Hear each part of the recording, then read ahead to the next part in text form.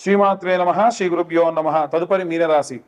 గతంలో మీనరాశి వారు ఎన్నో రకాలైనటువంటి అవరోధాలు దాటుకుంటూ ఏలినాటి శని ప్రభావంలో ఉన్నటువంటి రెండవ దశలో ఉన్నారు. కొన్ని సార్లు కొంతమందిని చూస్తే అనిపిస్తుంది వీళ్ళకి ఇబ్బందిగా ఉందా అనుకూలంగా ఉందా అనేటువంటి విధంగా ఉంటారు. ఎందుకంటే ఈ షష్టగ్రహ కూటమి ఏదైతే జరిగిందో ఇది జరిగిన కాలానికి మీనరాశి వారికి బాగా ఇబ్బంది ఉంది. అది గత సంవత్సరంలోనే మనం ఉగాది కంటే ముందే మనం చూసేసాం అన్నీ కూడా. అది ఎలాంటి ఇబ్బందులు ఉంటాయి, ఏమైనా యాక్సిడెంట్ అవ్వచ్చు, హాస్పిటలైజ్ అవ్వచ్చు, స్టిచెస్ పడవచ్చు, ఇవన్నీ గతంలో మనం మాట్లాడుకున్నాం కూడా. ఇవన్నీ జరిగినాయి. ఇప్పుడు ఎలాంటి కాలం అని అంటే శారీరకమైనటువంటి శ్రమ, మానసికమైనటువంటి బాధ ఉంటుంది. ఓకే, దీనికి కూడా పాపం అందరూ సిద్ధపడి రెడీగా ఉన్నారనమాట మీనరాశి వాళ్ళు. ఓకే కమాన్ చూద్దామని. కానీ ఎక్స్పెక్ట్ చేయని విధంగా వీళ్ళు అమ్మాలనుకున్నటువంటి భూమి అమ్ముడుపోవడము, లేదా ఇల్లు అమ్ముడుపోవడము, కాస్త డబ్బు రావడము, అప్పులు తీర్చడము, పిల్లల పేర్ల మీద ఫిక్స్డ్ చేయడము, ఇంట్లో ఉన్నటువంటి బంగారం తాకట్లో ఉంటే తిరిగి తీసుకొచ్చుకోవడము. అంటే ఒక ఎసెట్, ఒక ప్రాపర్టీ సేల్ చేసిన, ఒక ఉద్యోగం మారిన, ఒక ప్రదేశాన్ని విడిచి వెళ్ళిన, మళ్ళీ ఒక చోట చాలా నీట్గా ఒక గోడ కట్టినట్టుగా వీరి యొక్క ప్లానింగ్ అనేది ఉంటుంది. గతంలో మనం చెప్పుకున్నాం మీనరాశి వారికి సంబంధించి ముఖ్యంగా ఈ ఉత్తరాభాద్ర అలాగే రేవతి నక్షత్ర జాతకులకైతే వాళ్ళు ఎంత పెద్ద ప్లానింగ్ గీసినా అవతల వాడికి బాగుంటుంది కానీ వీళ్ళకి బాగోదు. కానీ ఈసారి ఇంటి యజమాని స్థానంలో కానీ, ఇంట్లో ఉన్నటువంటి గృహిణి స్థానంలో కానీ, విద్యార్థి దశలో ఉన్న వారికి కానీ అందరికీ కూడా వీరు ఎలాంటి ప్లానింగ్ గీసినా ఆ ప్లానింగ్ 90% ఇంప్లిమెంట్ అవుతుంది. మిగిలిన 10% కాదు. అయినా సరే 100% చేసినంత ఆనందం మీకు అందుతుంది. గతంలో మీ దగ్గర నుంచి ధనం తీసుకున్న వారు మళ్ళీ మీకు ధనాన్ని తిరిగి ఇవ్వడము, ఇలాంటివి కూడా జరుగుతాయి. కానీ ఇక్కడ బాధాకరమైన విషయం ఏంటంటే వచ్చిన డబ్బు మీ దగ్గర నిలవదు, ఫ్లో నీళ్ళలా ఖర్చు అయిపోతూ ఉంటుంది. అయినా కానీ మీరు ఆనందంగా ఉంటారు. ఇది ఏలిన నాటి శని ప్రభావం. మీకు ప్రెషర్ ఇవ్వడం, మిమ్మల్ని మానసికమైన ఒత్తిడికి తీసుకెళ్ళడం, మిమ్మల్ని ఆనందపరచడం, మీకు కోపం తెప్పించడం, మీకు బాధ కలిగించడం, మీ మనసుకు చేరువైన వాళ్ళని దూరం చేయడం, అన్నీ కూడా ఈ దశలో జరుగుతాయి. కాబట్టి వీలైనంత వరకు కూడా ఈ రాశి వారికి సంబంధించి ఇప్పుడు చెప్పబోయేటువంటి రెమెడీస్, మంత్రపఠనం పాటించడం చాలా మంచిది. ద్వాదశ రాశుల వారికి కూడా ప్రత్యేకంగా ఏప్రిల్ మాస ఫలితాల్లో భాగంగా విద్యార్థులకు సంబంధించిన విషయానికి వస్తే, విద్యార్థులకి ప్రత్యేకంగా మనము గణపతికి ఇష్టమైనటువంటి ఉండ్రాళ్ళతోని ప్రతి బుధవారము కూడా నివేదన చేసి, వీలైతే తేనెతోని పిల్లలకు ఆ యొక్క మోదగములు కానీ ఉండ్రాళ్ళు కానీ తినిపించండి. ఈ ఏప్రిల్ మాసంలో విశేషంగా ఉగాది తర్వాతకి రామనవమి, అలాగే 14వ తారీఖు నాడు ఈ యొక్క మేషరాశిలోకి సూర్యగ్రహ సంచారం, దాన్ని మేష సంక్రమణం అంటారు. అలాగే హనుమత్ జయంతి, ఆ తర్వాతకి నెలాఖరున అక్షయ తృతీయ ఉంది.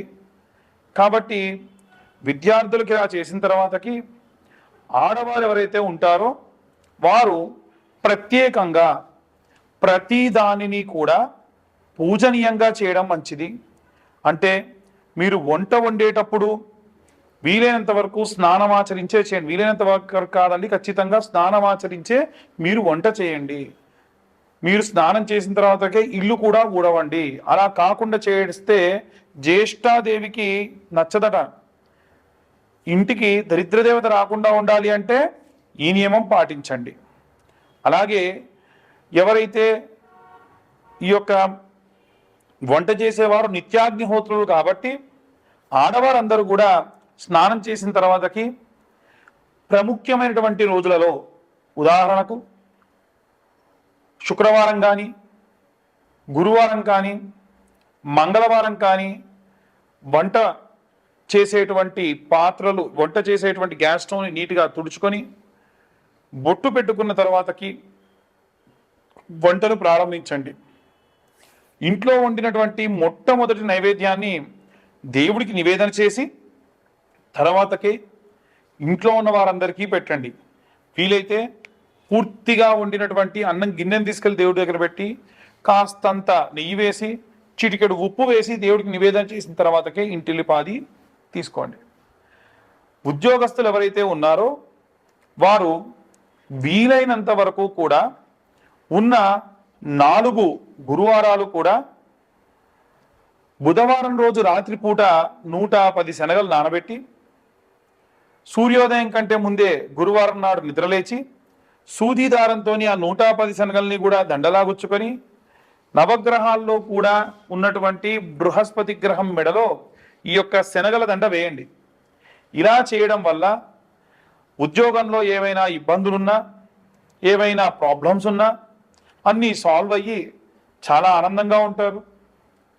వ్యాపారస్తుల విషయానికి వస్తే ముఖ్యంగా ఎవరైతే మల్టిపుల్ వ్యాపారాలు పెట్టుకొని ఉన్నారో లేదా చాలా బ్రాంచీలు ఉన్నాయో లేదు చాలా పెద్దదైనటువంటి వ్యాపారం ఉందో ఆ వ్యాపార స్థలంలో తెల్ల ఆవాలు అలాగే కాస్తంత సాంబ్రాణి ఆవు నెయ్యి కలిపిన పదార్థాలతోని ప్రతి శుక్రవారం నాడు కూడా నుదురు దగ్గర ఆ యొక్క తెల్ల ఆవాలు పెట్టుకొని ఆ యొక్క హోమం దగ్గర చేసేటువంటి ఆ యొక్క పాత్రలో వేయడం వలన ఖచ్చితంగా మంచి ఉపశమనం కలుగుతుంది.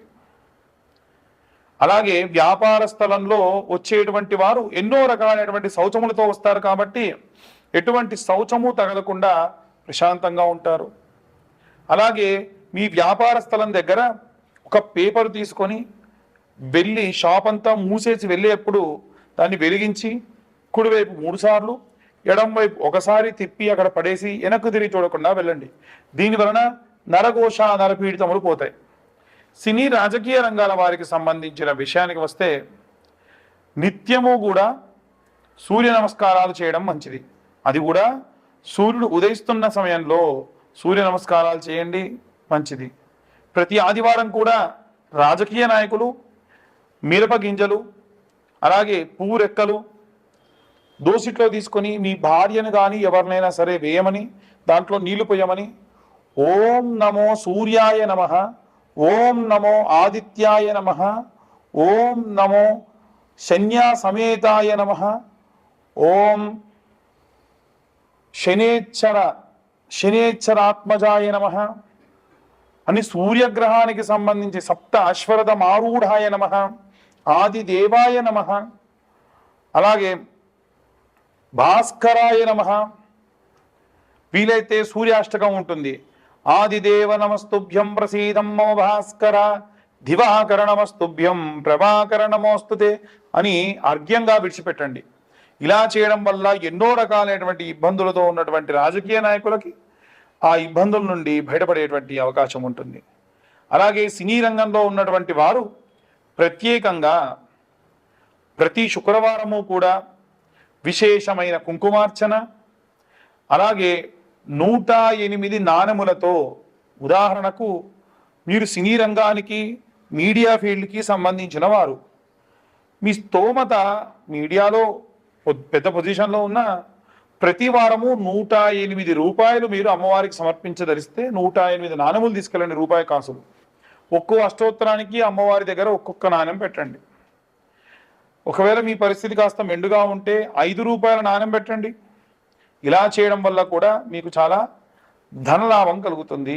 మహాలక్ష్మీదేవిని నిత్యమర్చించేటువంటి శుక్రాచార్యుడి యొక్క ప్రతీతి కాబట్టి మీకు సినీ రంగంలో అద్భుతమైనటువంటి కాలం అని చెప్పచ్చు. అలాగే ఎవరైతే వివాహం కోసం ఎదురు చూస్తూ ఉన్నారో ఈ యొక్క ఏప్రిల్ మాసంలో 7వ తారీఖున, 14వ తారీఖున, 21వ తారీఖున, 28వ తారీఖున అమ్మాయిల కోసం వరపాశుపతము, అబ్బాయిల కోసం కన్యాపాశుపతము, రుద్రాభిషేకం హోమం చేయడం జరుగుతుంది. సామూహికంగా జరిగేది కాదండి. ఎవరు ముందు కాల్ చేసి బుక్ చేసుకుంటారో వారి వరకు మాత్రమే ఆ రోజున ఈ యొక్క పూజాధికృతం ఉంటుంది. హోమం మాత్రం ఎవరైనా ఇద్దరు ఉంటే కూర్చోబెట్టి చేయించడం జరుగుతుంది. అలాగే ఎవరైతే ఈ యొక్క విదేశాలకు వెళ్ళాలనుకుంటూ ఉన్నారో వారు దుర్గా కవచంతో అమ్మవారిని అర్చించి ఆ కుంకుమ దగ్గర పెట్టుకొని వెళ్ళడం మంచిది. అలాగే ఎవరైతే రైతులు, సినీ రాజకీయ రంగాల వారితో పాటుగా రైతులు, కుల వృత్తులు, చేతి వృత్తులు చేసేటువంటి వారు సుబ్రహ్మణ్యేశ్వర స్వామికి అభిషేకం చేయించి ఆ అభిషేకం చేసి పడినటువంటి ఆ పాలని నీటిని తీసుకుని వెళ్ళి మీ పొలంలో చల్లుకోవడం వల్ల విశేషమైనటువంటి ఆ యొక్క భూ సమృద్ధి కలుగుతుంది. అలాగే పిల్లల దగ్గర లేకుండా వృద్ధాప్యంలో ఉన్నటువంటి వారికి 5 సోమవారాల పాటు కొబ్బరి బొండా కొట్టి ఆ నీళ్ళు అలాగే తీసుకొని వెళ్ళి శివుడి పైన మీ చేతితోనే అభిషేకం చేయడం వలన శారీరకమైనటువంటి బాధలు రుగ్మతల నుండి దూరం అవుతారు.